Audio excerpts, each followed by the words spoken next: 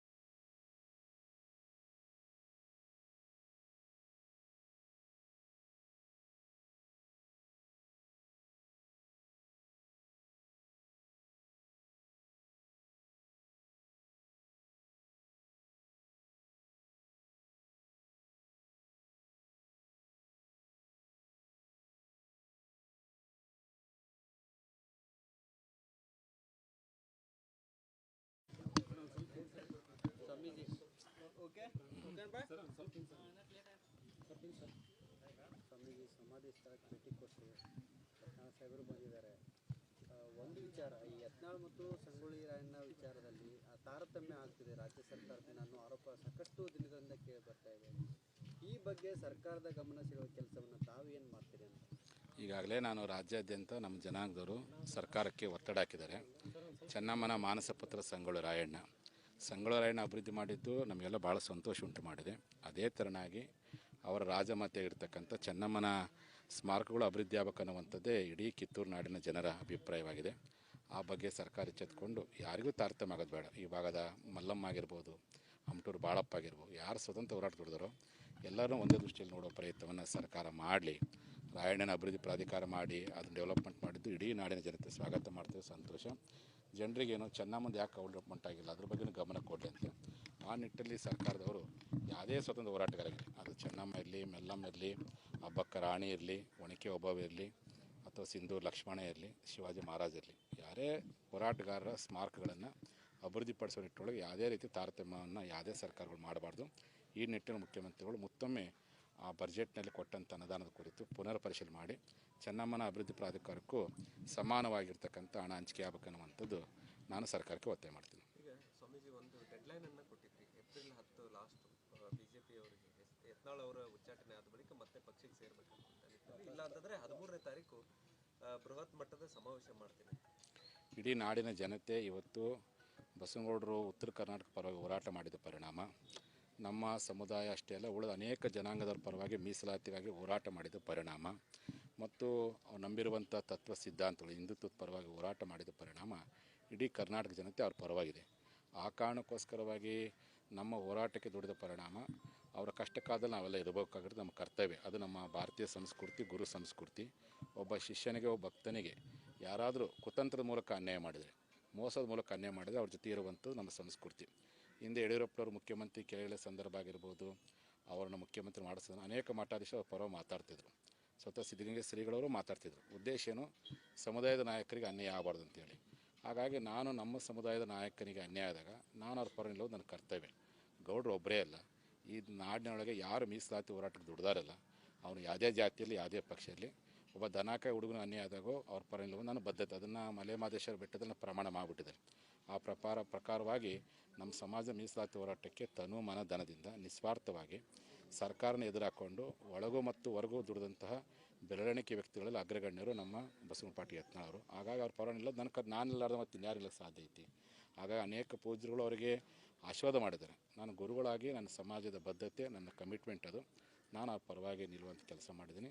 ಉದ್ದೇಶ ಏನಪ್ಪ ಅಂದರೆ ಕುತಂತ್ರದ ಮೂಲಕವಾಗಿ ಉತ್ತರ ಕನ್ನಡ ನಾಯಕತ್ವಕ್ಕೆ ಯಾವುದೇ ಕಾರಣಕ್ಕೆ ಅನ್ಯಾಯ ಆಗಬಾರ್ದು. ಇವತ್ತು ಉತ್ತರ ಕರ್ನಾಟಕ ಹಿಂದೆ ಉಮೇಶ್ ಕತ್ತಿರಾಗಿರ್ಬೋದು, ಅನೇಕ ಲಕ್ಷ್ಮಣ ಸೋದರಿಯಾಗಿರ್ಬೋದು, ಅನೇಕರು ಇದೇ ರೀತಿ ವಂಚನೆ ಒಳಪಟ್ಟಿದ್ದಾರೆ. ಹಾಗೆ ಉತ್ತರ ಕರ್ನಾಟಕದ ನಾಯಕತ್ವವನ್ನು ಕುಗ್ಗಿಸುವಂಥ ಷಡ್ಯಂತ್ರವನ್ನು ಯಾರೇ ಮಾಡಿದ್ರು ತಪ್ಪು. ಅಂಥ ಅನ್ಯಾಯ ಮಾಡುವಂಥ ಕೆಲಸವನ್ನು ಮಾಡಿದಾಗ ಆ ಪಕ್ಷದ ವರಿಷ್ಠರು ಸರಿಯಾಗಿರ್ತಕ್ಕಂಥ ನ್ಯಾಯ ಕೊಡಬೇಕಾದ್ರೆ ಅವ್ರ ಜವಾಬ್ದಾರಿ. ಅದಕ್ಕೋಸ್ಕರವಾಗಿಯೇ ಬೆಳಗಾವಿಯಲ್ಲಿ ಸಭೆ ಮಾಡಿ ನಾವು 10ನೇ ತಾರೀಕು ಕಾಲಾವಕಾಶ ಕೊಟ್ಟಿದ್ವಿ. ಇನ್ನೂ ಸಮಯ ಇದೆ. ಅಷ್ಟೊಳಗಡೆ ಅವ್ರ ಪಕ್ಷದ ವರಿಷ್ಠ ನಾನು ಡೆಡ್ಲೈನ್ ಕೊಡ್ತಾಯಿಲ್ಲ. ಪಕ್ಷದ ವರಿಷ್ಠಿಗೆ ನಾನು ಸತ್ಯವನ್ನು ಪರಿಶೀಲನೆ ಮಾಡಿ ಅವಕಾಶ ಮಾಡಿಕೊಡ್ರಿ ಅಂತೇಳಿ. ಹಾಗಾಗಿ ಸಮಾಜದ ಪರವಾಗಿ ನಾನು ಹೇಳಿದ್ದೀನಿ. ಅವ್ರು ಏನು ಪರಿಶೀಲನೆ ಮಾಡ್ತಾರೋ, ಏನು ಕ್ರಮ ತೆಗೆದುಕೊಂಡು ನೋಡಿ ಬಿಟ್ಟಿರ್ತಕ್ಕಂಥದ್ದು. ಮತ್ತು 13ನೇ ತಾರೀಕಿಗೆ ರಾಜ್ಯ ಮಟ್ಟದ ಒಂದು ಪ್ರತಿಭಟನಾ ಸಮಾವೇಶವನ್ನು ಬೆಳಗಾವಿಯಲ್ಲಿ ಮಾಡಬೇಕಂತ ಮಾಡಿದ್ವಿ.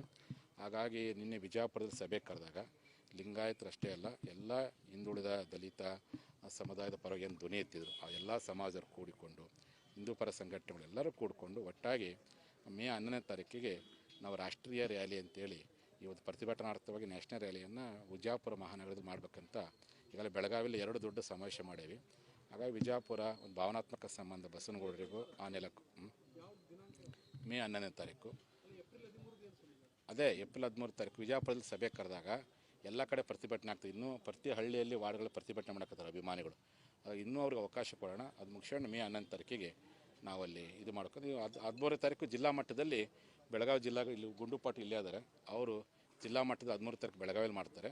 ರಾಜ್ಯ ಮಟ್ಟದ ಒಂದು ಪ್ರತಿಭಟನಾ ಸಮಾವೇಶವನ್ನು ಮೇ 11ನೇ ತಾರೀಕು ವಿಜಯಪುರ ಮಹಾನಗರದಲ್ಲಿ ಮಾಡಬೇಕು ಅಂತೇಳಿ ವಿಜಯಪುರದಲ್ಲಿ ನಡೆದಂಥ ಸರ್ವ ಜನಾಂಗದ ಸಭೆಯಲ್ಲಿ ತೀರ್ಮಾನ ಮಾಡಲಾಗಿದೆ. ಈಗ ನೀವು ಯತ್ನಾಳ್ ಅವರು ಬೆನ್ನಿಗೆ ನಿಂತಿರುವಂಥದ್ದು ಲಕ್ಷ್ಮೀ ಹೆಬ್ಬಾಳ್ಕರ್ ಅವರಿಗೆ ಬಹಳಷ್ಟು ನೋವಾಗಿದೆ ಅನ್ನುವಂಥದ್ದು. ಸ್ವಾಮೀಜಿ ಅವರು ಈ ಒಂದು ನಡೆ ನನಗೆ ನೋವಾಗಿದೆ ಅನ್ನುವಂಥ ಮಾತನ್ನು ನೋಡ್ರಿ, ಹೆಬ್ಬಾಳ್ಕರ್ ಮೇಡಮ್ ಅವ್ರ ಪರವಾಗಿ ಯಾವತ್ತೂ ನಮ್ಮ ಶ್ರೀಪೀಠ ಅವ್ರ ಪರವಾಗಿ ನಿಂತಿದೆ. ಅವ್ರ ಕಷ್ಟ ಕಾಲದಲ್ಲಿ ನಿಂತಿರ್ತಕ್ಕಂಥದ್ದನ್ನು ಅವ್ರು ಎಂದೂ ಸಹ ಮರ್ತಿಲ್ಲ ಅಂತ ಅಂದ್ಕೊಂಡಿದ್ದೀನಿ. ಅವ್ರ ಕಷ್ಟ ಕಾಲ ನಿಂತಾಗ ಯಾವ ರೀತಿ ಗುರುಗಳ ಬಗ್ಗೆ ಸಂತೋಷ ಪಡ್ತಾರೋ, ಇನ್ನೊಬ್ಬರು ನಾಯಕರು ಅನ್ಯವಾದ ನಿಂತಾಗ ಅದೇ ರೀತಿ ಸಂತೋಷ ಪಡೋ ಪ್ರಯತ್ನ ಮಾಡಬೇಕು ಹೊರತು ಅಸಮಾಧಾನ ವ್ಯಕ್ತಪಡಿಸೋ ಪ್ರಯತ್ನವನ್ನು ಯಾರೂ ಸಹ ಮಾಡಬಾರ್ದು. ನಿಮಗೆಲ್ಲ ಗೊತ್ತಿದೆ, ಲಕ್ಷ್ಮೀ ಹೆಬ್ಬಾಳ್ಕರ್ ಪರ್ವ ಅವ್ರಿಗೇನೇ ಸಂದರ್ಭ ಬಂದಾಗ ಈ ಸಮಾಜ ಅವ್ರ ಜೊತೆ ಗಟ್ಟಿಯಾಗಿ ನಿಂತಿರ್ತಕ್ಕಂಥ ಗೊತ್ತಿದೆ. ಅವರೊಬ್ಬರೇ ಅಲ್ಲ, ಹಿಂದೆ ವಿನಯ್ ಕುಲಕರ್ಣಿ ಅವ್ರಿಗೆ ವಿನಾಕಾರಣ ಅನ್ಯಾಯ ಆದಾಗ ಭಾಳ ಗಟ್ಟಿಯಾಗಿ ನಿಂತ್ಕೊಂಡಿದ್ದೀನಿ. ಏನು ಮಾತಾಡ್ತಾರಲ್ಲ ಯಾರ್ಯಾರು ಅವ್ರು ನೋಡಿ, ಕರ್ನಾಟಕದಲ್ಲಿ ಇಂಥವ್ರ ಪರವಾಗಿ ನಾವು ನಿಂತಿಲ್ಲ ತೋರಿಸ್ಕೊಡ್ರಿ. ನೀವು ಇಂಥವ್ರ ಪರವಾಗಿ ನೀವು ನಿಂತಿಲ್ಲ ಸ್ವಾಮೀಜಿ ಅಂತ ತೋರಿಸ್ಕೊಡ್ರಿ. ನಿಮ್ಮ ಊರಾಗಿನ ಒಬ್ಬ ಸಾಮಾನ್ಯ ನಗರಸಭೆ ಸದಸ್ಯನಿಗೆ ಅನ್ಯಾಯ ಆದಾಗ ಅವ್ರ ಪರ ನಿಂತೇನೆ. ಹಾಗಾಗಿ ನಿಲ್ಲುವಂಥದ್ದು ನನ್ನ ಕರ್ತವ್ಯ. ಅನ್ಯಾಯವಾದಾಗ ಒಬ್ಬ ವ್ಯಕ್ತಿಯಲ್ಲಿ, ಒಬ್ಬ ಶ್ರೀಸಾಮಾನ್ಯರಲ್ಲಿ ಅಥವಾ ಯಾವುದೇ ಬಡವಿರಲಿ, ಯಾವುದೇ ಸಮಾಜದಲ್ಲಿ ಅವ್ರ ಪರ ನಿಲ್ಲುವಂಥದ್ದು ನಾನು ನಂಬ್ಕೊಂಡು ಬಂದಿರತಕ್ಕಂಥ ಒಂದು ಸಿದ್ಧಾಂತ, ಅದು ನಮ್ಮ ಶ್ರೀಪೀಠದ ಒಂದು ಪರಂಪರೆ. ಆ ಪರ ಮಾಡಿದ್ದೀನಿ. ಹಾಗಾಗಿ ಇವತ್ತು ಗೌಡರಿಗೆ ವಿನಾಕಾರಣ ಅನ್ಯಾಯ ಮಾಡೋಕ್ಕೆ ಅವ್ರ ಪರ ತಪ್ಪೇನೈತಿ. ಇವರಂಗೆ ನಿಸ್ವಾರ್ಥವಾಗಿ ಪ್ರಾಮಾಣಿಕವಾಗಿ ಅವ್ರ ಸರ್ಕಾರಗಳನ್ನ ಎದುರಾಕೊಂಡು ಯಾರು ಹೋರಾಟ ಮಾಡಿದ್ದಾರೆ, ಯಾರು ಮಾತಾಡಿದ್ದಾರೆ, ಮತ್ತು ಅವ್ರ ಪರವಾಗಿ ನಾನಿಲ್ಲಾರ್ದೇ ಏನು ಕ್ರಿಶ್ಚಿಯನ್ ಫಾದರ್ ಬಂದು ನಿಲ್ಲಕ್ಕಾಗತ್ತಾ ಅಥವಾ ಇಸ್ಲಾಂ ಧರ್ಮದ ಮೌಲ್ಯಗಳು ಬಂದು ನಿಲ್ಲಕ್ಕಾಗತ್ತಾ? ನಾನು ಲಿಂಗಾಯತ ಸಮಾಜ ಗುರುಗಳಾಗಿ ನನ್ನ ಕರ್ತವ್ಯ, ನನ್ನ ಸಂಸ್ಕೃತಿ, ಗುರುವಿನ ಸಂಸ್ಕೃತಿ ಅದು ಮೊದಲಿಂದ ನಮ್ಮ ಭಾರತೀಯ ಸಂಸ್ಕೃತಿ ಇರ್ತಕ್ಕ ರಾಜನಿಗೆ ಅನ್ಯಾಯವಾದಾಗ ಗುರುಗಳು ಅವ್ರ ಪರ ನಿಂತಿರ್ತಕ್ಕ. ಹಿಂದೆ ಮಲಸದ ದೇಸಾಯಿಗೆ ಅನ್ಯಾಯ ಆದಾಗ ಕಲ್ಮಠದ ಗರ್ಗದ ಮಡಿವಾಳೇಶ್ವರ ಗಟ್ಟಿಯಾಗಿ ನಿಂತ್ಕೊಂಡಿದ್ರು. ಅದು ನಮ್ಮ ಪರಂಪರೆ ಐತಿ. ಹಾಗಾಗಿ ನಾನು ಆ ಪರಂಪರೆ ಪ್ರಕಾರ ಮುಂದುವರ್ಸ್ಕೊಂಡು ಹೋಗ್ತಿದ್ದೀನಿ. ಈಗ ನಿಮ್ಮನ್ನ ಪೀಠದಿಂದ ತೆಗೆದಾಕ್ತೀವಿ, ನಾನು ಅದ್ರ ಬಗ್ಗೆ ಏನು ಮಾತಾಡಕ್ಕೆ ಹೋಗಲ್ಲ. ಹಂಗೆ ಮಾತಾಡಿದ ಅವ್ರನ್ನ ಬೆಳೆಸ್ದಂಗೆ ಆಕತಿ. ಈ ಸಮಾಜ, ಈ ಧರ್ಮ, ಈ ನಾಡಿನ ಜನತೆ ಯಾವತ್ತೂ ನಮ್ಮ ಪರವಾಗಿದ್ದಾರೆ, ಅಂದರೆ ಸತ್ಯದ ಪರವಾಗಿದ್ದಾರೆ. ಇದು ಸತ್ಯದ ಸಂಘರ್ಷದ ಕಾಲ. ಹಾಗಾಗಿ ಇಂಥ ಯಾವುದೇ ರೀತಿಯಾಗಿರ್ತಕ್ಕಂಥ ಅವರ ಅಸಮಾಧಾನದ ಹೇಳಿಕೆಗಳಿಗೆ ನಾನು ಉತ್ತರ ಕೊಡೋಕೆ ಹೋಗಲ್ಲ. ಅದನ್ನೆಲ್ಲರೂ ನಮ್ಮ ಸಮಾಜದಲ್ಲಿ ಉತ್ತರ ಕೊಡ್ತಾರೆ, ನಾನು ಉತ್ತರ ಕೊಡೋಕೆ ಸ್ವಾಮೀಜಿ ಬಗ್ಗೆ ಆ ಮಟ್ಟಿಗೆ ಬಹಿರಂಗವಾಗಿ ಮಾತಾಡುವಂತ ಅಲ್ರಿ. ನಾನು ಅದಕ್ಕೆ ಹೇಳ್ತಾನಲ್ಲ, ನಾನು ಅಂಥವ್ರ ಬಗ್ಗೆ ಏನೂ ಉತ್ತರ ಕೊಡೋಕ್ಕೆ ಹೋಗಲ್ಲ. ಯಾಕೆ ನಮ್ಮ ಸಮಾಜ ಅನೇಕ ನಾಯಕರುಗಳಿದ್ದಾರೆ. ನಮ್ಮ ಮೀಸಲಾತಿ ಹೋರಾಟಕ್ಕೆ ಪ್ರಾಮಾಣಿಕ ದುಡಿದಂಥ ಅನೇಕ ನಾಯಕರಿದ್ದಾರೆ. ಸಿ ಪಾಟೀಲ್ ಇದ್ದಾರೆ, ಈರಣ್ಣ ಕಡಾಡಿ ಅವರಿದ್ದಾರೆ, ಸಿದ್ದು ಸೌದಿರ್ ಇದ್ದಾರೆ, ಅರವಿಂದ್ ಬೆಲ್ಲದರ್ ಇದ್ದಾರೆ, ಈ ಭಾಗದಲ್ಲಿ ಎ ವಿ ಪಾಟೀಲ್ ಅಂತ ಅನೇಕ ನಾಯಕರಿದ್ದಾರೆ. ಅವರೆಲ್ಲ ಜೊತೆ ನಾನು ಚರ್ಚೆ ಮಾಡ್ತೀನಿ. ದೊಡ್ಡ ಸಮಾಜ ನೋಡಿ, ದೊಡ್ಡ ಸಮಾಜ, ಎಲ್ಲರೂ ಕೂಡಿ ಕಟ್ಟಿರ್ತಕ್ಕಂಥ ಸಮಾಜ. ಅವ್ರಿಗೇನಾಗೈತಿ, ಹಾಂ, ಎಲ್ಲರೂ ಕೂಡಿ ಸಮಾಜ ಕಟ್ಟಿದ್ದಾರೆ. ಎಲ್ಲರೂ ಕೂಡಿ ಸಮಾಜ ಕಟ್ಟಿದ್ದಾರೆ. ಯಾರೊಬ್ಬರು ವ್ಯಕ್ತಿನೂ ಕಟ್ಟಿದ್ದಲ್ಲ, ಎಲ್ಲರೂ ಕೂಡಿ ತಮ್ಮದು. ಅದು ಸಮಾಜ ಯಾವಾಗ ನಿಜವಾದ ಕಟ್ಟಿದ್ದಪ್ಪ ಅಂದರೆ ಯಾವಾಗ ಕೂಡಿಸೊಂದು ಪಾದಯಾತ್ರೆ ಶುರುವಾಯಿತು, ಅವತ್ತಿಂದ ಇವತ್ತಿನವರೆಗೂ ಪ್ರಾಮಾಣಿಕವಾದಂಥ ಸಮಾಜ ಕಟ್ಟುವಂಥ ಕೆಲಸ ಆಗಿದೆ. ಕೆಲವ್ರಿಗೆ ಏನು ಬೇಜಾರಾಗಿದೆಯಪ್ಪ ಅಂದರೆ, ನೀವು ಹೊಸ ಸರ್ಕಾರ ಬಂದ ಮೇಲೆ ನೀವು ಹೋರಾಟ ಮಾಡಬೇಡ್ರಿ ಅಂದರು. ಹಂಗಾಗಿ ನಾವು ಹೋರಾಟ ಮಾಡಿದೆ. ವಿಧಾನಸೌಧ ಮುತ್ತಿಗೆ ಹಾಕ್ಬೇಡಂದ್ರು, ನಾನು ಮುತ್ತಿಗೆ ಹಾಕಿದೆ. ಯಾರಂದ್ರೆ ನಿಮಗೆ ಗೊತ್ತೈತಿಲ್ಲ. ನಾನು ಅದು ಒಪ್ಪಲಿಲ್ಲ ಅವ್ರ ಮಾತಿಗೆ. ಕೊನೆ ಬಸವನಗೌಡರು ಪರವಾಗಿ ನಿಂತ್ಕೊಬೇಡ್ರಿ ಅಂದರು, ನಾನು ನಿಂತ್ಕೊಂಡೆ. ಹಾಗಾಗಿ ಅವ್ರಿಗೆ ಒಂದು ರೀತಿ ಅಸಮಾಧಾನಗೊಂಡಿದೆ, ಹತಾಶೆಗೊಂಡಾರೆ, ಮಾತಾಡ್ತಾರೆ. ದೊಡ್ಡ ಸಮಾಜ, ಇಂಥ ಸಾವಿರ ಭಿನ್ನಾಭಿಪ್ರಾಯ ಬಂದರೂ ಸಹ ಗಟ್ಟಿಯಾಗಿ ನಿಲ್ಲೋ ಶಕ್ತಿ ಸಮಾಜಕ್ಕಿದೆ.